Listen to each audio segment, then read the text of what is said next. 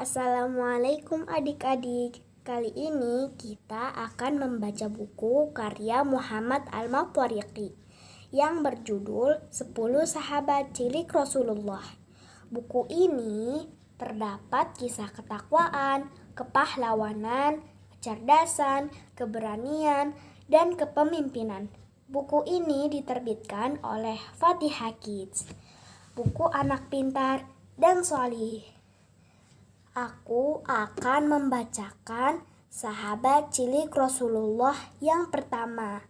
Disimak ya.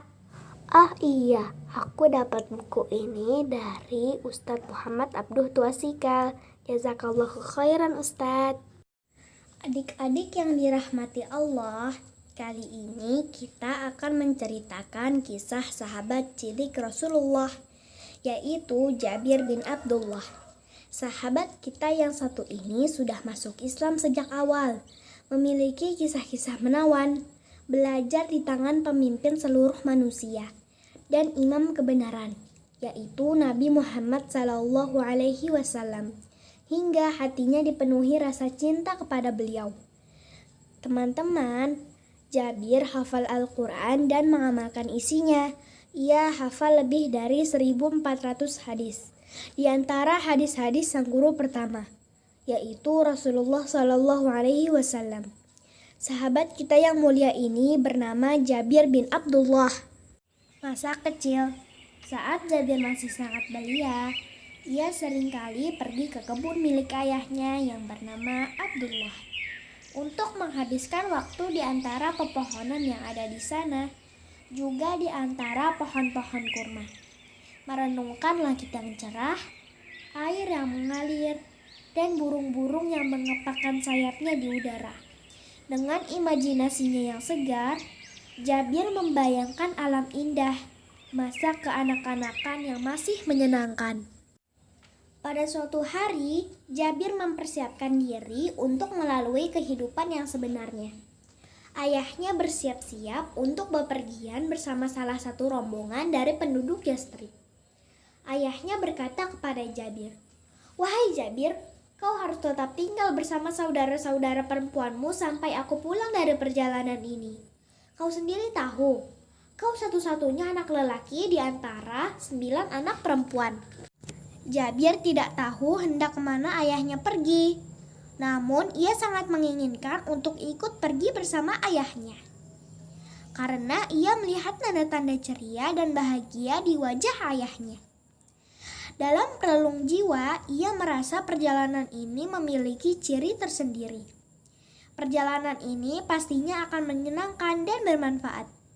Jabir sepertinya menanyakan tentang perjalanan seperti apakah yang akan dilalui ayahnya. Setelah tahu bahwa perjalanan tersebut menuju Mekah, bukan perjalanan-perjalanan lainnya yang dimaksud untuk urusan perdagangan, Jabir kian mendesak untuk ikut pergi bersama mereka. Setelah melontarkan beberapa pertanyaan kepada ayahnya, si anak kecil ini tahu bahwa mereka tengah menempuh perjalanan untuk menemui Rasulullah SAW. Jabir pun bertanya, "Siapakah itu utusan Allah, wahai ayah?" Ayah Jabir menjawab yang intinya demikian. Allah telah mengutus kepada umat manusia untuk mengeluarkan mereka dari kegelapan-kegelapan jahiliyah dan kesyirikan menuju cahaya Islam dan tauhid murni untuk Allah. Ia adalah penutup para nabi dan rasul. Siapa taat padanya, ia masuk surga, dan siapa durhaka kepadanya, ia masuk neraka. Jabir bertanya, "Ayah, apakah itu surga?" Ayahnya menjawab, "Wahai Jabir, surga adalah kenikmatan abadi yang tidak ada lagi kenikmatan setelahnya. Di dalamnya terdapat apa saja yang didambakan dan diinginkan manusia. Di dalamnya terdapat kenikmatan-kenikmatan yang tidak pernah dilihat mata, tidak pernah didengar telinga, dan tidak pernah terlintas di benak manusia. Adapun neraka adalah tempat Allah menyiksa para pendurhaka dan pendosa." Jabir akhirnya bertanya kepada ayahnya dengan hati kecilnya yang bergetar, "Bagaimana ayah bisa tahu itu?" Ayahnya menjawab, dari seorang pemuda Mekah yang bernama Mus'ab bin Umair. Ia merupakan seorang muqri atau ahli ilmu bacaan Al-Quran yang diutus Rasulullah untuk mengajari dan membimbing kita menghafalkan Al-Quran. Al-Quran merupakan kalam Allah yang ia turunkan melalui perantara malaikat yang dipercaya untuk menyampaikan wahyu ke hati Sayyidina Muhammad SAW. Mus'ab bin Umair adalah duta pertama dalam Islam yang diutus Nabi sebelum beliau berhijrah ke Madinah untuk menyeru manusia masuk ke dalam agama Allah. Mus'ab mengajarkan persoalan-persoalan agama dan membimbing mereka menghafalkan Al-Quran, sehingga banyak yang masuk Islam melalui kedua tangannya, termasuk Abdullah, yaitu ayah Jabir. Bertemu Rasulullah. Adik-adik yang dirahmati Allah, setelah susah payah membujuk ayahnya, akhirnya Jabir diizinkan ikut pergi bersama rombongan untuk bertemu Rasulullah SAW. Rasulullah menetap di Mekah selama 10 tahun. Beliau mendatangi rumah-rumah para penduduk Mekah seraya berkata, "Siapa yang mau memberikan naungan kepadaku? Siapa yang mau membelaku untuk menyampaikan risalah Robku? Ia akan mendapat surga." Beliau tidak mendapatkan seorang pun yang bersedia memberi beliau naungan ataupun pembelaan. Sampai-sampai ada seorang datang dari Yaman. Setelah itu, ia ditemui kaum dan kerabatnya. Mereka berkata kepadanya, "Waspadalah si pemuda Quraisy itu agar kau tidak terkena fitnahnya." Hingga akhirnya Allah memberangkatkan Jabir beserta rombongan dari Yastrib untuk menemui beliau. Rombongan Jabir pun memberi beliau naungan dan membenarkan beliau. Hingga tidak tersisa satu rumah pun di antara seluruh rumah kaum Ansor, melainkan di dalamnya pasti ada beberapa muslim yang menampakkan Islam. Janji setia kepada Rasulullah. Adik-adik yang dirahmati Allah, akhirnya 70 orang berangkat menemui beliau hingga mereka tiba di hadapan beliau pada musim haji. Mereka berjanji untuk bertemu dengan Rasulullah di jalan perbukitan Aqabah. Lantas mereka berkata, "Wahai Rasulullah, untuk apa kami berjanji setia kepadamu?" Beliau berkata, "Kalian berjanji setia kepadaku untuk mendengar dan taat, baik di saat semangat ataupun malas, menafkahkan harta dalam situasi sulit ataupun lapang, memerintahkan kebaikan dan mencegah kemungkaran, mengatakan kebenaran dan tidak takut pada celaan siapapun juga karena Allah, menolong dan melindungiku saat aku tiba di tempat kalian, seperti kalian melindungi diri kalian sendiri, istri, dan anak-anak kalian. Dengan ini kalian akan mendapatkan surga." Mereka akhirnya menghampiri Rasulullah, lalu berjanji setia kepada beliau. Di dalam baiat yang diberkahi ini, baiat yang dihadiri oleh sahabat kecil Jabir.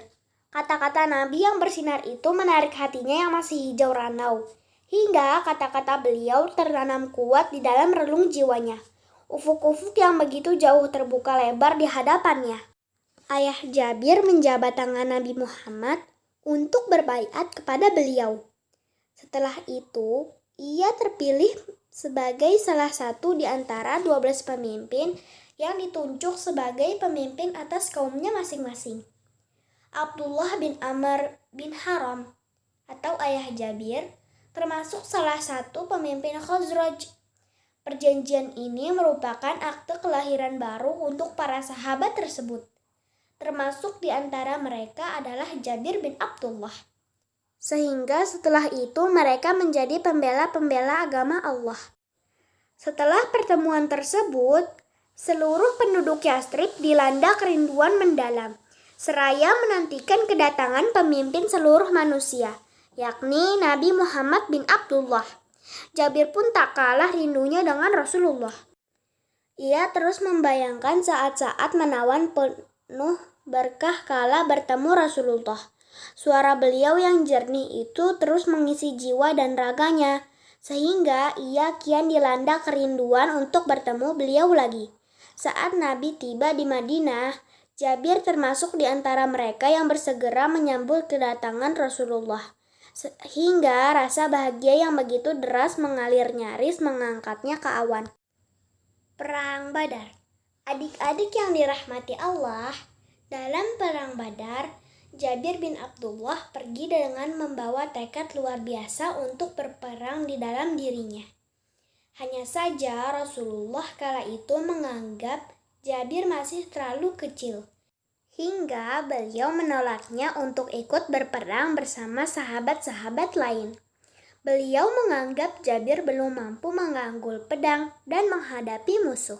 Perang Uhud dan kematian sang ayah. Adik-adik yang dirahmati Allah, Jabir tidak bisa mengikuti perang Uhud karena usianya yang masih kecil. Justru ia melihat ayahnya meraih rencana mati syahid di jalan Allah. Ayahnya gugur di awal peperangan, hingga Jabir sangat sedih karena kematian ayahnya. Jabir menangis dan terus menangis. Bibinya juga turut menangis bersamanya. Hingga Nabi berkata kepada Jabir, "Kau tangisi dia ataupun tidak?" Para malaikat terus menaunginya dengan sayap-sayap mereka hingga ia diangkat. Anak yang berbakti. Jabir merupakan anak yang sangat berbakti kepada ayahnya dan taat kepadanya. Setelah ayahnya gugur, ia langsung melaksanakan wasiat ayahnya.